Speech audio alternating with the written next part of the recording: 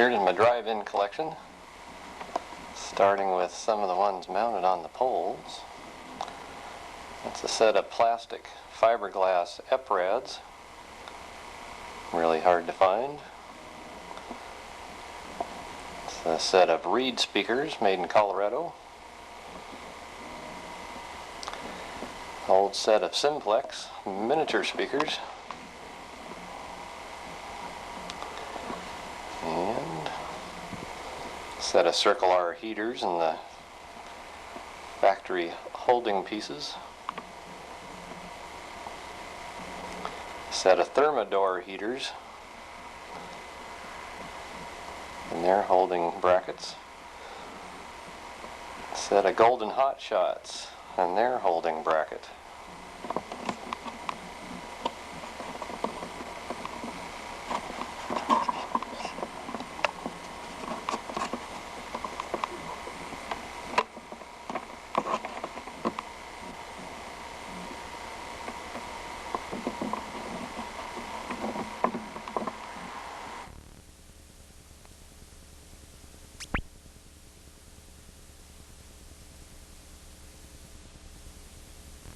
Okay. A rare set of RCA plastic speakers with a plastic glow top hanger. A very old set of Autocrat, the voice of the car speakers. They're made out of tin with their accompanying junction box. An old set of plastic Moshograph speakers.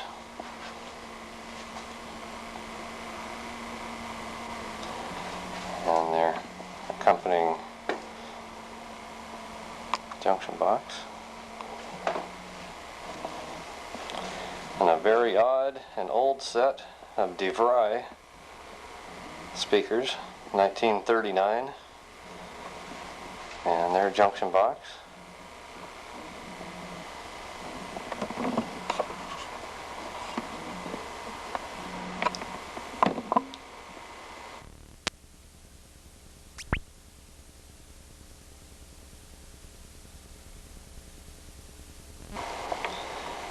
And it's hard to tell if they're easier to see in a video than they are in a still photograph, but singularly, this is a 1946 Auto View made out of sheet metal.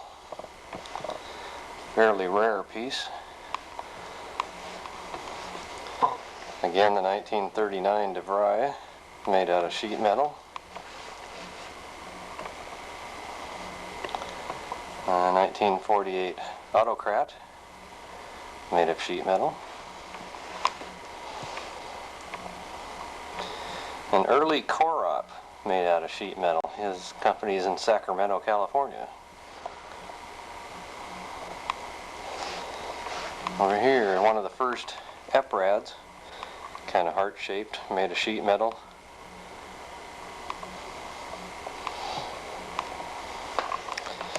Here's a late 40s Jensen.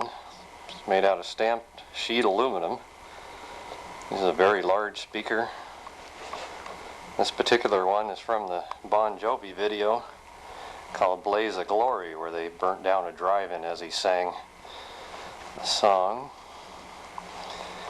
This one here, made out of stainless steel, has no name on it. Don't know who made it. Nicely produced piece though. This one's made out of wood. It's not homemade. It was made by a company in California. It was used up in the Seattle area for 2 years until they bought the standard aluminum speakers. Move on to the plastic type ones.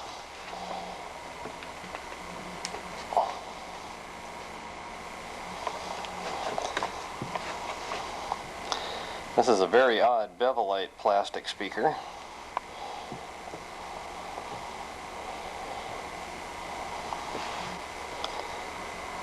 Again, the plastic Moshograph. Again, the plastic RCA. And the fiberglass or plastic EPRAD.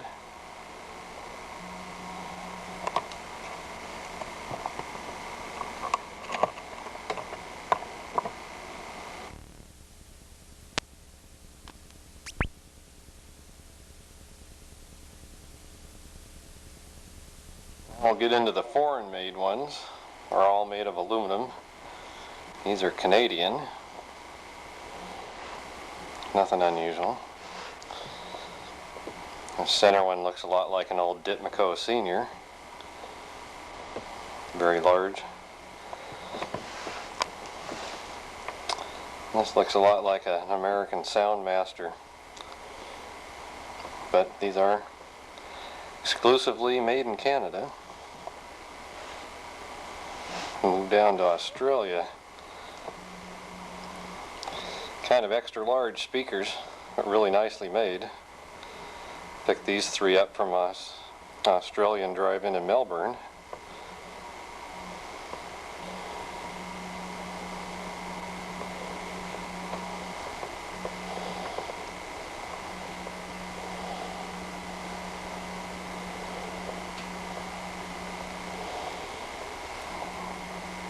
Move over here to one of my latest and oddest acquisitions. This is a drive-in speaker, as odd as it looks. It's got a guard for the grill. It's got a stainless plate where the name of the theater's supposed to go. Switches on the side. It's got a heavy rubberized hanger on the back. And no name anywhere. Somebody evidently wasn't very proud of what they made, but it's a really well-made piece, and I've never seen one of these before. Held together with brass studs and nylock nuts. Really odd.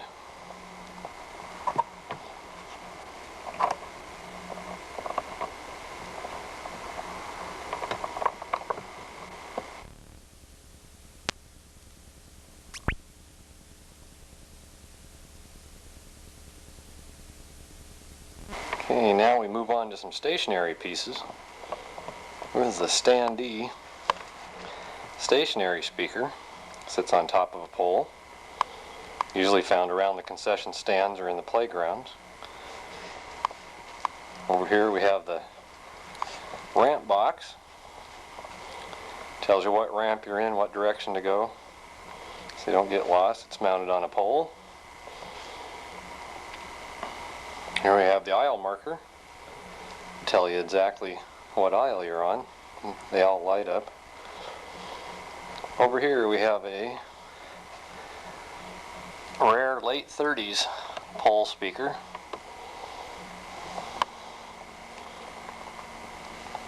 Has a speaker on both sides. It's made out of sheet metal.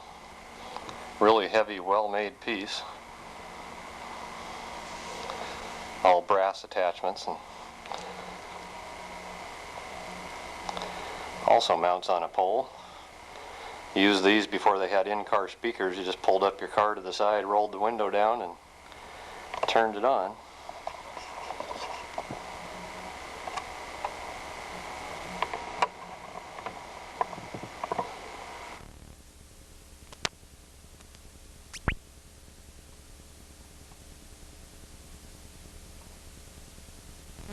Okay, here we have the aluminum speakers, some of the more common brands.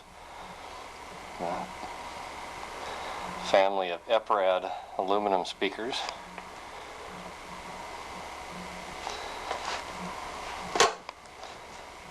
The RCA speakers, the one on the left is the middle 1940s, the one on the right is the most common 50s and into the 60s.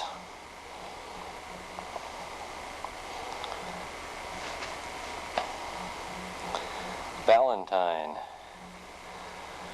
It's the Valentine miniature speaker, uses a 3-inch cone. And they're standard size speakers through the years.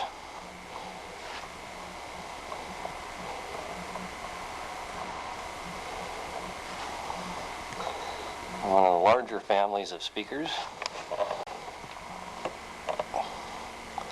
A miniature simplex.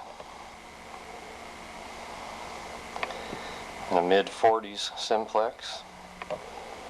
A late 40s simplex. I call this one the toilet paper dispenser. It's so odd looking. And they made a number of wedge back shaped speakers.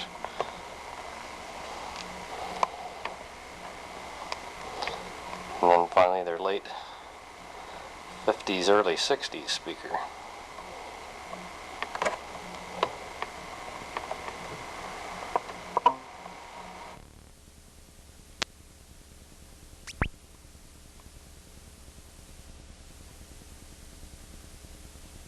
Okay, we continue with some of the more common speakers. This is a projected sound. They made a number of different speakers, but most of them looked right along these lines. It's a Moshograph aluminum speaker. It looks kind of like a cheese grater. Late 40s. A standard aluminum core-op speaker. A Liarto cathedral speaker. Very nicely made, very heavy duty. And a later model Liarto. Continue with the largest family of speakers, Ditmaco, now known as Spico. They're still in business. This is a Ditmaco Junior and a Ditmaco Senior, a Ditmaco Universal, a Ditmaco specially made for McClendon's drive-ins in Texas and the Southwest. That's why it's got the M on the front. A later Ditmaco Standard, a Ditmaco Mark II, another Ditmaco Standard, looks like an RCA, and then Reed Speakers of Colorado, one of their early and later versions, very heavy duty.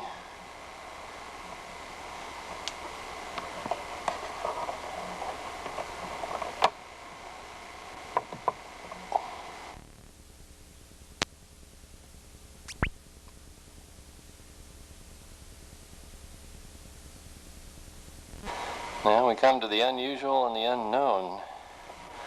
This is a co-op made by Aluminum Speaker Corporation of St. Louis. It's gigantic, as you can see. It's a 6-inch cone. Has a handle on the top. Looks kind of like a large beehive. Here we have the Soundmaster and a slightly better detailed Acousticraft, obviously made by the same people. Also made by the same people are these two Lima speakers.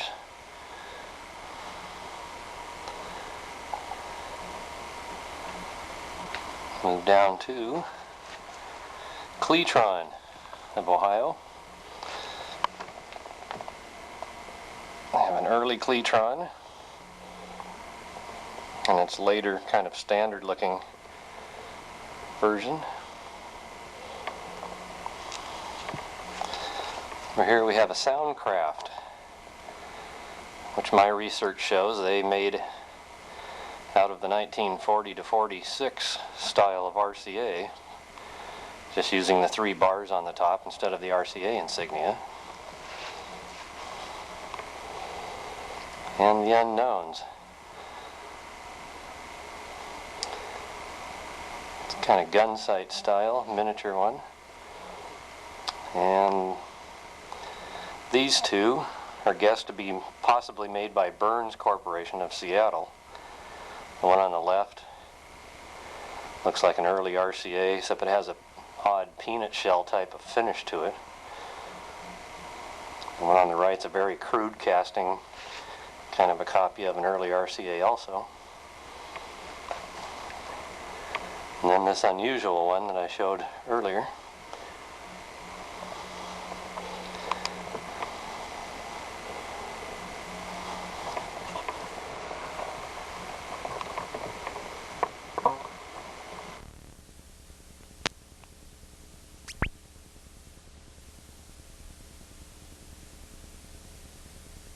We have the portable in-car heaters.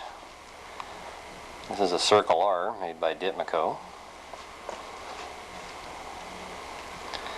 This is a Thermador made by In-Car Heater Corporation. It's a Eprad Golden Hot Shot, also marketed by Corop. An Arvin in-car heater. Company still makes in-home heaters. And an Electromode, also in this case obviously marketed by RCA.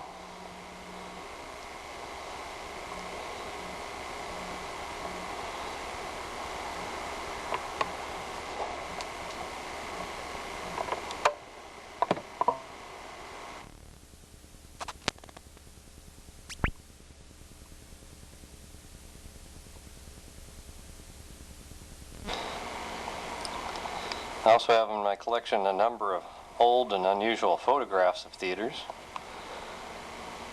This is a blueprint elevation of the Northwest Motor Inn Theater, now known as the Midway, 1940. The original drive-in theater from Hollingshead, New Jersey. And the Compton Theater in Southern California.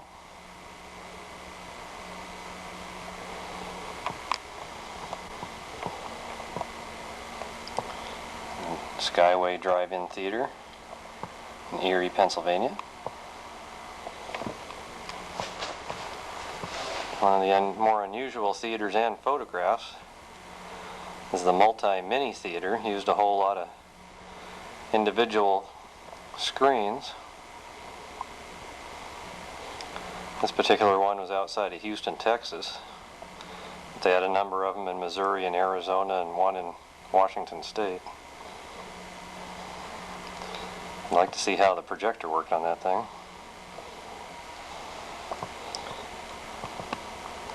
The Shepherd Drive-In Theater, 1948, Shepherd, Texas.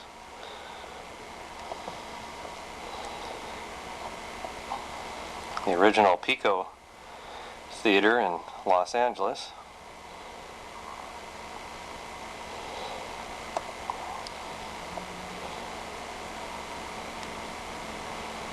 Another older drive-in, as you can tell from the cars.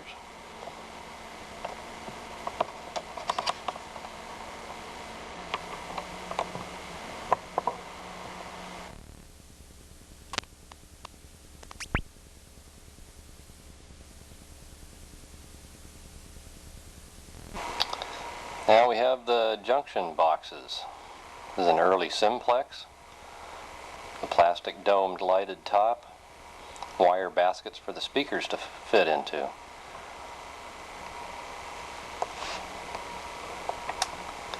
This is an Autocrat. It's all made of stamped steel.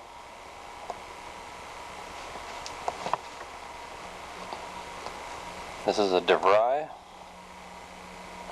Speakers hang on those little loops on the end.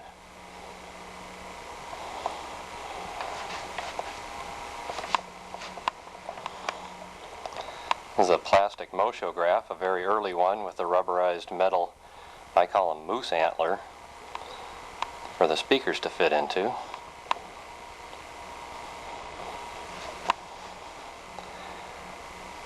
Another plastic Moshograph with the later adapters, because the moose antlers usually rotted off and they needed something to hang the speakers on.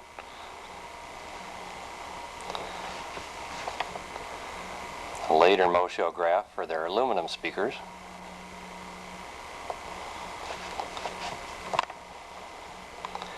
And a simplex or Moshograph. I've seen it used for both.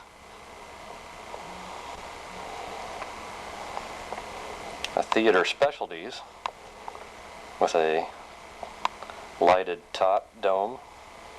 Looks similar to a reed.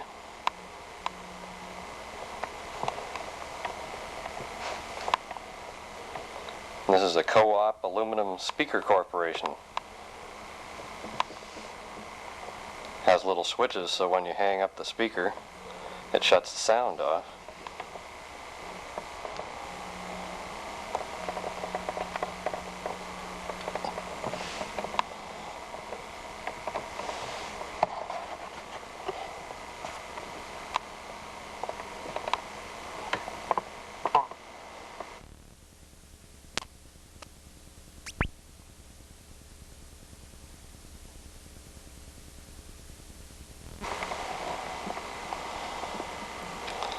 And here's a fairly common older domed simplex, lights up.